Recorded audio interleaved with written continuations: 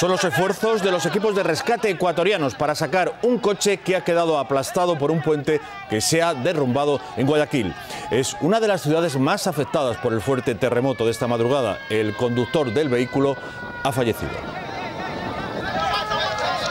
Al menos 77 personas han muerto en Ecuador por este seísmo. Se teme que la cifra aumente porque está amaneciendo ahora allí y siguen evaluándose los cuantiosos daños que ha provocado. Los heridos son ya casi 600. Eran aproximadamente las 7 menos 2 minutos de la tarde, hora local, cuando el terremoto de 7.8 en la escala abierta de Richter ha sacudido la costa de Ecuador, concretamente entre los municipios de Cojimíes y Pedernales. El gobierno ha decretado el estado de excepción y hay emergencia en 6 provincias. Las autoridades han dicho que no se puede hablar de alerta de tsunami, pero sí de movilización preventiva, y ha pedido a la gente que no se acerque a las zonas de playa. El presidente Correa, que en el momento del seísmo se encontraba de visita oficial al Vaticano, ya ha emprendido el viaje de vuelta. Es el momento del seísmo en un supermercado, provoca el pánico y la gente abandona el local. Aunque está a más de 300 kilómetros al sur del epicentro, Guayaquil es la mayor ciudad afectada por el terremoto. Se vivieron momentos de gran nerviosismo. Cientos de personas salieron de edificios y centros comerciales por miedo a las réplicas. En la Avenida de las Américas se desplomó uno de los puentes más transitados del norte de la ciudad. En su caída aplastó un coche cuyo conductor murió. Uno de los principales hospitales de Guayaquil tuvo que ser desalojado por una fuga de oxígeno. Y estas imágenes están grabadas en la capital, Quito, en los momentos del terremoto. También hubo evacuaciones masivas de edificios y cortes de suministro eléctrico. Las zonas más afectadas son las del norte y las más próximas a la costa. Hay numerosas víctimas en la provincia de Manabí. Son momentos muy difíciles, tenemos información de personas heridas, atrapadas entre escombros en diversos cantones, y estamos organizando las labores de rescate. El gobierno ecuatoriano ha movilizado a 10.000 efectivos de las Fuerzas Armadas y 3.500 policías en la zona afectada, donde miles de viviendas han sufrido daños. Hay además una decena de carreteras cortadas y vías de ferrocarril afectadas. Las telecomunicaciones funcionan solo al 40%, según las autoridades ecuatorianas, que ya han recibido ofertas de ayuda por parte de los países vecinos y de la Unión Europea.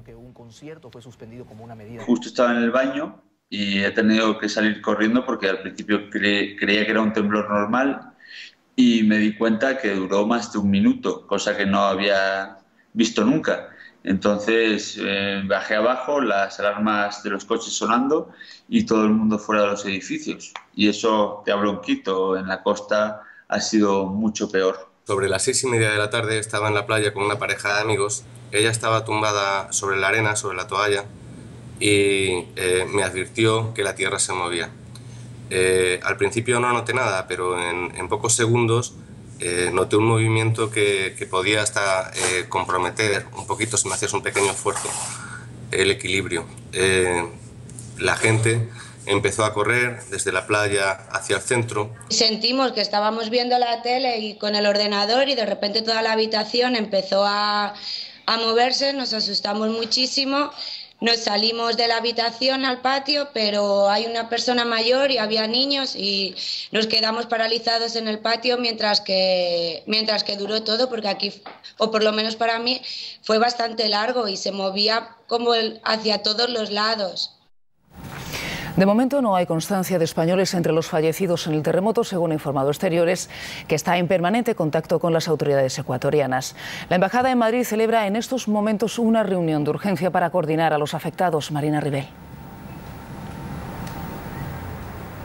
Sí, al frente de esa reunión está el embajador de Ecuador en España, una reunión que tiene como finalidad coordinar todo el protocolo de ayuda. Una ayuda que desde el Gobierno en España también se está preparando. Esta mañana informaba el ministro de Exteriores en funciones que hay 2 aviones preparándose, uno desde Madrid y otro desde Panamá, para volar a Ecuador con material de ayuda. El ministro en funciones ha dicho que hay 2 cosas que son prioritarias ahora: potabilizadoras y material de refugio, como pueden ser mantas o tiendas de campaña. José Manuel García Margallo también ha informado de que Mariano Rajoy tiene previsto llamar al presidente de Ecuador, Rafael Correa, y de que han podido contactar con los 3 españoles, 3 cooperantes que estaban en Ecuador y que están bien. Además, ha añadido el ministro que por ahora no hay constancia de que haya víctimas españolas entre los fallecidos. De momento no tenemos noticia de ningún español, pero parece que las cifras pueden ser muy elevadas.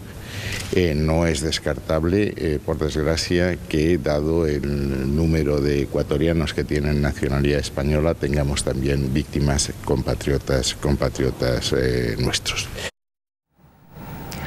También los políticos han expresado sus condolencias por las víctimas del terremoto. A través de las redes sociales, líderes como Mariano Rajoy o Albert Rivera, o Podemos en su cuenta de Twitter, han trasladado su afecto y solidaridad hacia el pueblo ecuatoriano.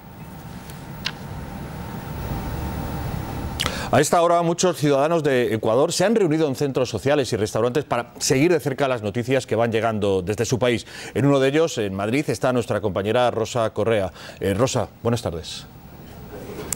Buenas tardes, estamos en Casa de Ecuador, es uno de los locales más antiguos y más conocidos locales ecuatorianos aquí en la capital, en Madrid. Tengan en cuenta que la Comunidad de Madrid viven más de 45.000 ecuatorianos, es la comunidad de España con mayor número de ecuatorianos viviendo aquí. Nos están comentando todas estas personas que están viviendo con gran preocupación las noticias, están compartiendo las noticias que tienen, viendo los informativos, viendo las redes sociales, hablando con sus familiares. Nos han dicho que han conseguido hablar con casi todos están bien, pero las noticias de los daños materiales les asustan bastante. Por ejemplo, una mujer que vive en Guayaquil nos ha dicho que allí prácticamente se ha derrumbado uno de los edificios más emblemáticos de viviendas del centro de la ciudad.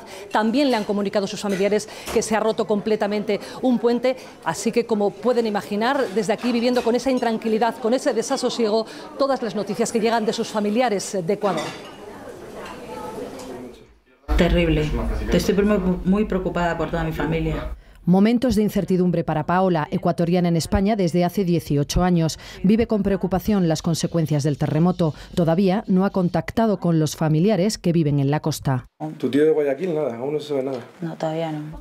Horas en las que el teléfono no deja de sonar. Gracias también a las redes sociales, saben que al menos su familia de Quito, a pesar del caos, está bien. Otra réplica de 6,1 y han tenido que salir a la calle, la gente no ha dormido en toda la noche. 175.000 ecuatorianos viven oficialmente en España. En Madrid reside la comunidad más numerosa, casi 46.000, hoy con la mente en su país, del que le separa casi 9.000 kilómetros. Hoy me he venido aquí a la mañana a llamar por el locutorio y no hay comunicación, la verdad. Estoy muy preocupada, claro, por mi familia, que tengo familiares en Quito. Momentos de angustia para los que tienen a sus familiares desaparecidos.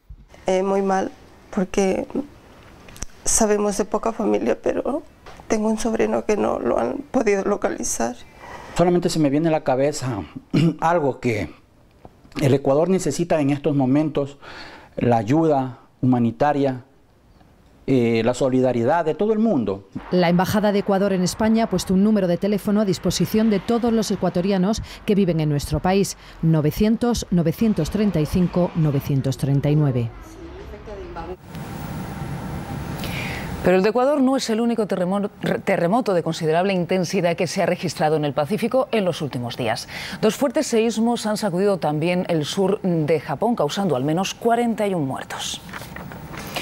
Hay además decenas de miles de evacuados que se han quedado sin casa. Hoy los equipos de rescate continúan buscando entre los escombros. Mavi Doñate, cuéntanos, ¿todavía hay esperanza de encontrar a más supervivientes?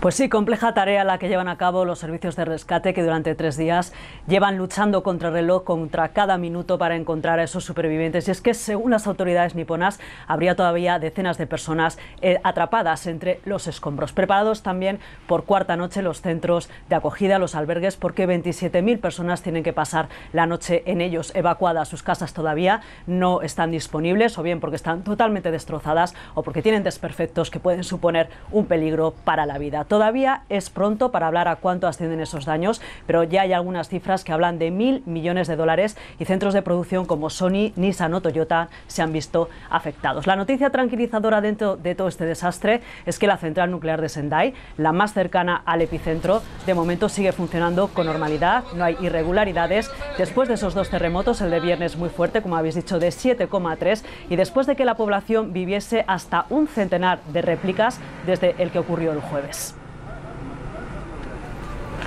Tan solo un día después del terremoto de Japón, el de Ecuador. No es la primera vez que esto ocurre. Esas dos zonas coinciden en un área en forma de herradura con alta actividad sísmica llamada el Cinturón de Fuego del Pacífico, que une América con Asia. Podríamos contestar hace, digamos, 10, 15 años de que no tenían nada que ver. Hoy día ya se empieza a dudar. El de Ecuador ha sido un terremoto a poca profundidad, muy intenso y que afecta a una amplia zona. Una combinación que hace temer las peores consecuencias. Aquí hay una gran placa, que es la placa de Nazca, que penetra debajo de la placa sudamericana. Es una gran franja de unos 160 kilómetros de largo por 60 de anchura. Esto a 10 kilómetros de profundidad tan solo, aproximadamente, pues es natural que origine muchas víctimas. Así lo reflejaba en tiempo real, 2 minutos antes del ardor de la madrugada, uno de los observatorios españoles, el de Ceuta. Este mismo terremoto que hubiera ocurrido a 100, 200 kilómetros de profundidad se hubiera sentido apenas y poco más. Es decir, que entra dentro de los grandes terremotos, además en una zona donde sabemos positivamente que ocurren los mayores terremotos de todo el globo. Lo que sí parece descartado, en opinión de los especialistas, es que se pueda generar un tsunami.